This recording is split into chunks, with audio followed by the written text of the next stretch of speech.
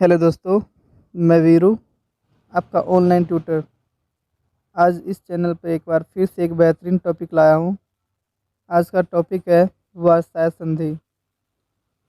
अगर आपको वीडियो थोड़ा सा भी अच्छा लगे तो please like, share, comment, subscribe और बेल आइकन को दबाइएगा। तो सबसे पहले जानते हैं कि हमारा जो विश्व है इसमें पहला विश्व युद्ध कब हुआ। तो 1914 से 1918 में पहला विश्व युद्ध हुआ था मित्र राष्ट्र और धोरी राष्ट्र के बीच में। मित्र राष्ट्र में मुख्यतः ब्रिटेन, फ्रांस, रसिया और इटली, चाइना। चाइना तो बाद में शामिल हुआ था, वो इसका कोई इम्पोर्टेंट रोल नहीं है। अमेरिका, ये सब देश हमारे इसके अंदर, जापान, ये सब इसके अंदर था, मित्र राष्ट्र के अंदर। अब वहीं पे अगर बात करें धुरी राष्ट्र में, तो धुरी राष्ट्र में ऑस्ट्रिया हंगरी और ऑटोमन साम्राज्य और साथ में जर्मनी साम्राज्य था। तो ये जब पहला विश्व युद्ध हुआ 1914 से 1918 में, तो इसमें धुरी राष्ट्रों की बुरी तरह से हार होता है और विशेषकर इसमें जर्मनी को ज़्यादा निशाना बनाया जाता है। हार के बाद जब पहला विश्व युद्ध समाप्त होता है तो 1919 में जर्मनी के ऊपर वार्साय संधि थोपी जाती है। ये जर्मनी के लिए काफ़ी अपमानजनक होता है। ऐसा इसलिए क्योंकि इसमें जो भी शर्तें थोपी जाती है इससे जर्मनी से सलाह मशवरा नहीं लिया जाता है। 1919 में ये संधि, वार्साय संधि, जो जर्मनी पे थोपा गया था, इस संधि को हम वार्साय संधि ही क्यों कहते हैं? तो इसका कारण ये है कि फ्रांस में एक राज्य है पेरिस, और पेरिस में एक जगह है वार्साय। उस वार्साय में ही ये संधि करवाया गया था, इसलिए उस क्षेत्र का नाम ही इस संधि को रख दिया गया है। तो इसलिए हम वार्साय संधि इसको कहते हैं। वार्साय संधि का एक और नाम है, जो लोकप्रिय नाम है, जिसे हम पेरिस शांति सम्मेलन या पेरिस शांति समझौता या संधि कुछ भी कह सकते हैं। इस संधि को करवाने वाला लीग ऑफ नेशन था, अर्थात संयुक्त राष्ट्र था। जो यह एक अंतर्राष्ट्रीय संगठन था जो बाद में असफल हो गया।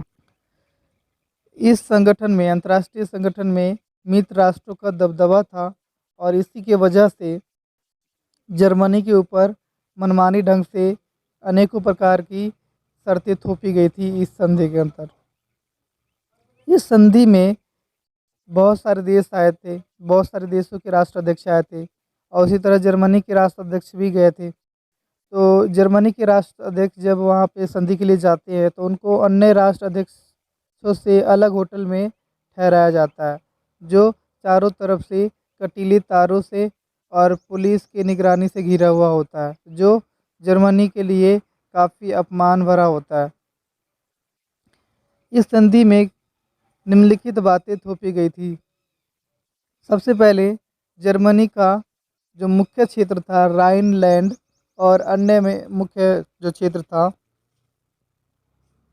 उसे छीनकर पोलैंड, फ्रांस, बेल्जियम और डेनमार्क को दे दिया जाता है। अब इस चार राज्यों को नाम कैसे याद करें? तो सिंपल सी बात है, प, फ, ब और अलग से याद कर लो एक ड। तो इस तरह से चार राज्य याद करना बहुत इंपॉर्टेंट है। जो ये क्षेत्र छीन कर इन चारों राज्यों को दिया गया था, इसमें 75% लौह भंडार और 26% कोयला भंडार था, जो जर्मनी के लिए बहुत महत्वपूर्ण स्रोत था।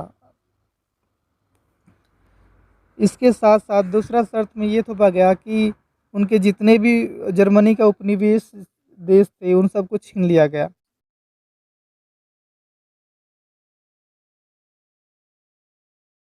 वायुसेना पर प्रतिबंध लगा दिया। उनकी जो सेना था उसमें कटौती कर दिया, मीनिंग उनकी सेना संख्या निश्चित कर दिया कि इस सीमा से ऊपर आप सैन्य शक्ति नहीं बढ़ा सकती हो, और साथ में सैन्य हथियारों को छीन लिया। इसके अतिरिक्त जर्मनी को पहला विश्व युद्ध का सबसे बड़ा कारण बना, उसके ऊपर आरोपित लगाया कि पहला विश्व युद्ध जो हुआ है वो आपकी ही वजह से हुआ है, और इसी वजह से पहले विश्व युद्ध में जिन जिन देशों को हानि हुई है उन सभी देशों को आप भरपाई करोगे, हर्जाना दोगे, और इसीलिए उसके ऊपर भारी जुर्माना लगाया गया। माना जाता है कि कई अरब पाउंड का उसके ऊपर जुर्माना थोप दिया गया था मनमानी ढंग से। और यही सब जो कारण है वो बाद में चल के और दूसरे विश्व युद्ध का भी कारण बनता है, क्योंकि जर्मनी के लिए काफ़ी अपमानजनक होता है और जर्मनी इसका बदला लेना चाहता है, और इसी की वजह से कुछ सालों बाद दूसरा विश्व युद्ध होता है। अगर ये वीडियो अच्छा लगे तो please like share comment subscribe और साथ ही बेल आइकन दबाइएगा प्लीज़।